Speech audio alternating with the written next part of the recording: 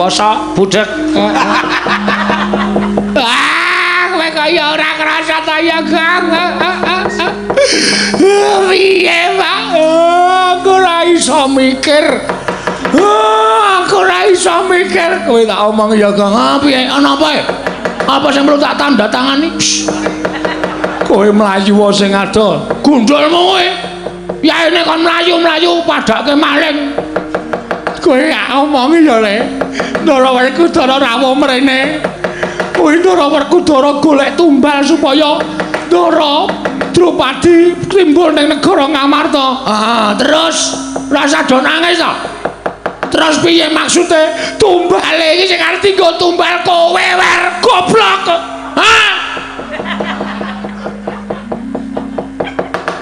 Aku Ndara Werkudara omong dhewe. Nek ra mlayu piyai loro kae kowe ngerti pambegane to, Gang? Mlayu sing adoh. Mlayu golek slamet. Aduh. Jan wis. Aku aja nek ndi arep tak kowe ning negara Ngamarta. Weh, adalah. Truk. Kaya ngene iki ora tak adepi, aku nyingkir padha karo aku nyingkiri masalah. Masalah arep ngoyak aku terus. Menengo truk, menengo ring, aku tak mlayu.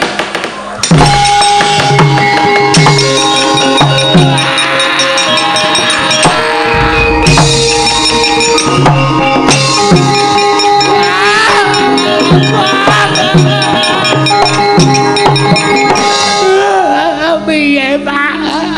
Bakong tinggal tumbal.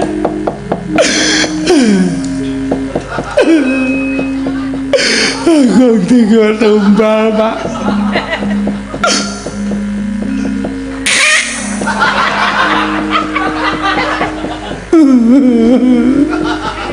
Ya ora nggo lapumbel to, Mer. Ndas kok nggo lapumbel. Aku dhewe ora mentolo. Lah kok kelakuane ndaraku kaya ngono apa Ngamarta ki ora enek Sinuwun Ndarawati apa piye to?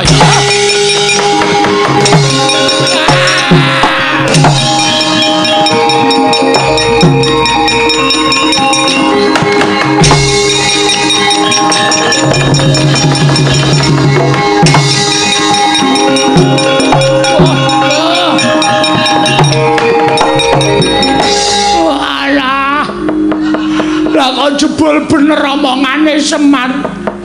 Ngimpi dadi manten ora kanthi nyono-nyono kok aku arep dadekke gombal. Yo ngalah wis pisah karo kulawarga, pisah karo anak-anakku. Yem.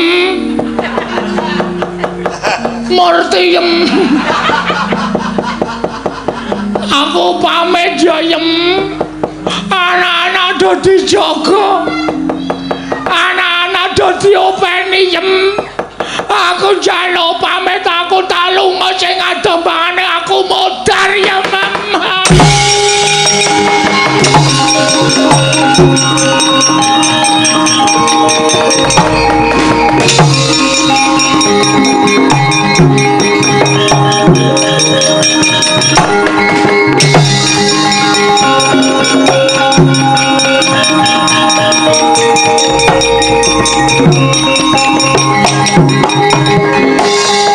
Ndara Janaka kena ngoyak wong banter ora jamak-jamak. Aku mesti kecekel iki mbok mlayu kaya ngapa. Ndara Werkudara nek wis matek Aji Bandung Bandawasa mungkal bener Rara Jonggrang. Melumpat mesti ngribani sirahku modar iki. Alah wis kok kaya ngene to uripku. Keloro-loro. Kelunta-lunta temenan. Lah ngandel ora wis arep tekan kene. Kena ora tak gawe srana. Wis ora bakal nampung perkarane. Sing ora mlayu sing adoh. Muga-muga Ndara Janaka liwat kene wis ben kejeglong ya ben kurang ajar wong ora salah kok arep dipateni.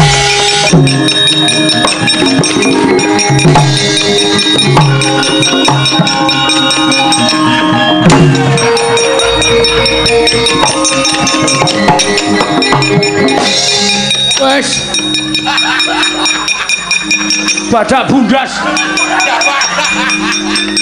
Nanas tak lakoni. Piye munggah gunung aku melorot. Sing pisanan sukses. Sing kedua kok sing tiba kok ndasku sik. Wah, wis ngrekoso tenan iki. Piye wis? Ndara-warku dara ketoke ya wis kentekan akal. Wis ora ngoyak aku nang nganti aku engko ngetok petungul. Kono Ndara Janaka Bagong ije urip sipat jemparing ratas gulumu. Modal. Piye to iki nasibku iki? Wah, jan. Aduh. Wes monggo aku ndeleke lawuh nang omah. Wis genah dipangan murtiyem. Kae dokoh banget. Wong tak tukoke ayam goreng kok ngerti ping kari sikil siji. Mangane jan luar biasa. Wis entek-entek mandang ora tenan aku. Wis tinimbangane urip ketoyong-toyong mati golek dalaning pati aku. Ngelampu. Apa jenenge? Apa to kae jenenge? Wis luwih becik ngalu. Ngelalu ndeng kok ngalu. Ngelalu wae aku. Golek dalaning pati. Dewa dipun wengakaken lawanging kasuwargan Jawata. Kula ingkang abdi Tapun Bagong badhe pados mergi ning Pejah. Kula arep golek dalaning pati. Pun boten wonten gunanipun kula urip ana kalam padang Dewa. Sampeyan krungu mboten Dewa budhek kabeh. Manggol tenan aku. Ngarep kae kaya ana sumur. Nyemplung sumur kowe. Anggere nyemplung dase sithik nang ngisor kena watu padas mati sek wis. Wis men lah. Amane aku mulih dadekke tumbane negara Ngamarta. Tak ikhlasake nyawaku wis men.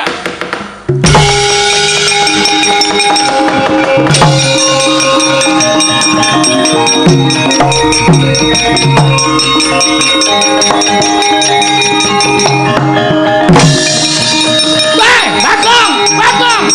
Wah, kaitan lah.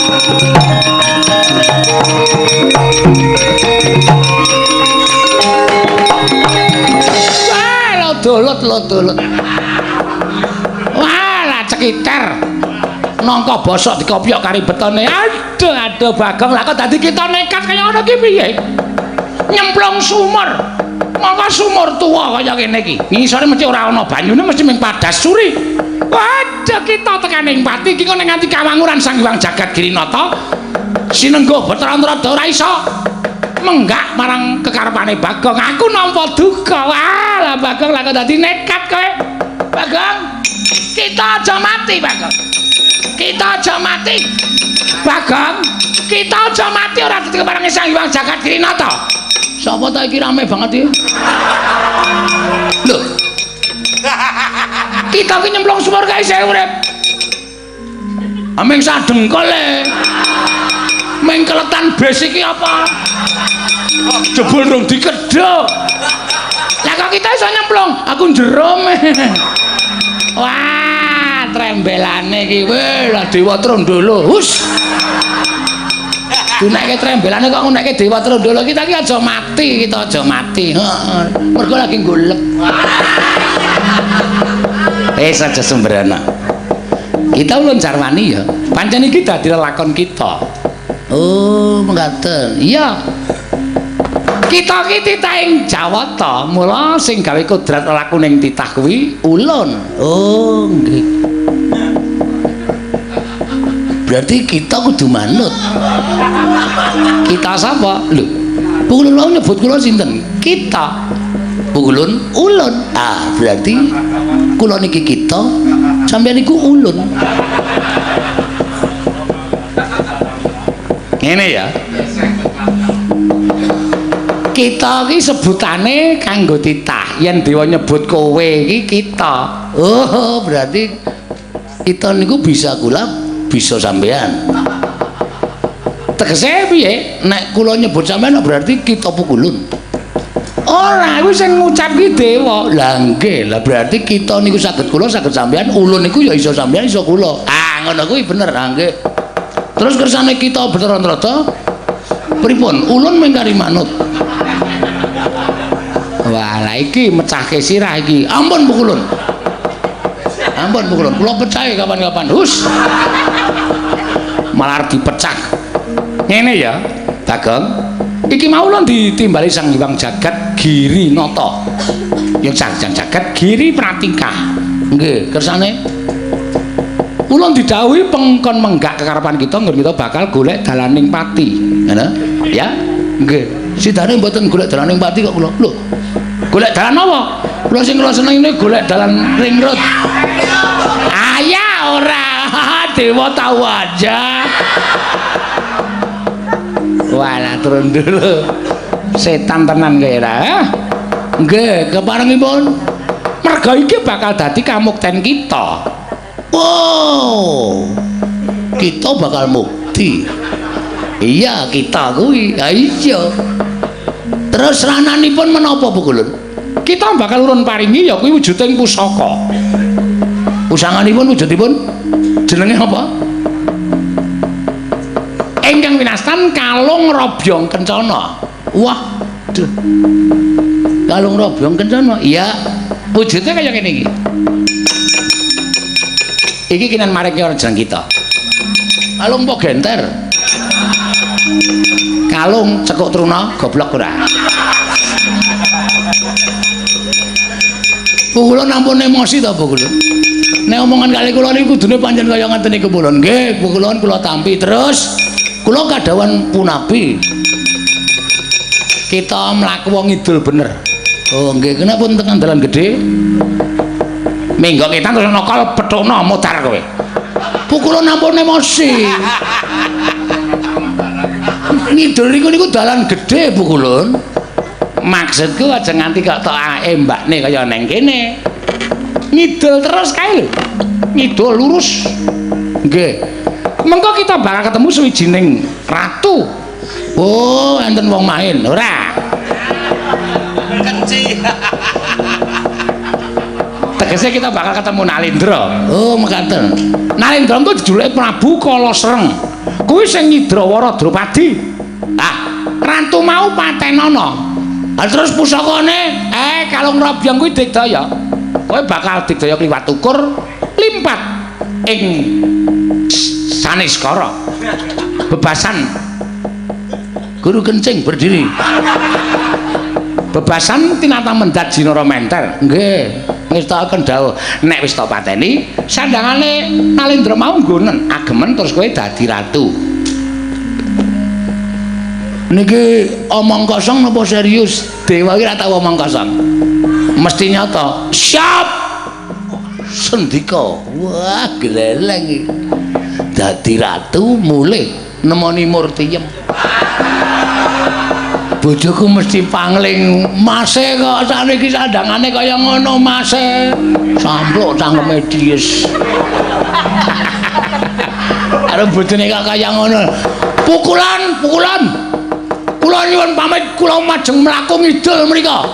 Nek ketemu karo ratu jenenge Prabu sinten? Ah, modal ora. Dicatet mula dicatet aja sembrono. Kalasreng. Serem apa sereng? Sereng. Wujude buta. Patenana. Sendika ngestaken dawuh. Kula nyuwun pamit pukulun. Titah ki aja nganti disiki dewa. Kualat. Ulun sik sing munggah ning kayangan kita mlaku. Sing keri. Nek kowe ninggal ulun tegese kowe ora ngurmati lan jeneng ulun. Oh nggih. Monggo pukulun kula aturi tindak.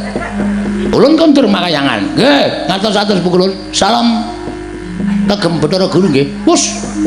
Kita iki ditakok salam. Salam kangen. Kula kali Bathara Guru niku suwe ra ketemu. Kula tak ana minggu ra sok mriko. Om dengkul matos. Werna-werna ora. Om. Wis ulun kondur makayangan nggih. Ngatos-atos pukulun.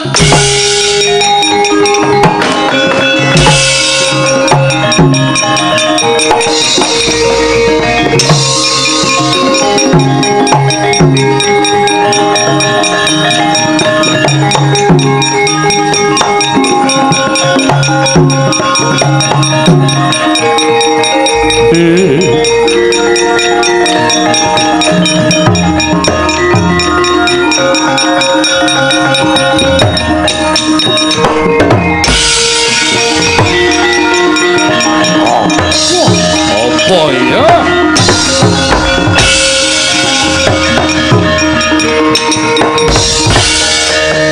Gunjang kancing langit kelap-lapaton lir kincanging risang mawe gandrung sapa iki takon karo aku pukulun Bathara Antrada lho Bathara Antrada yudu kaya ngono aku ora mung nyilih jenenge Bagong kowe sapa aku Prabu Kala Sereng sapa sapa Prabu Kala Sereng Prabu Kala Sereng iya candhak dening aku Mas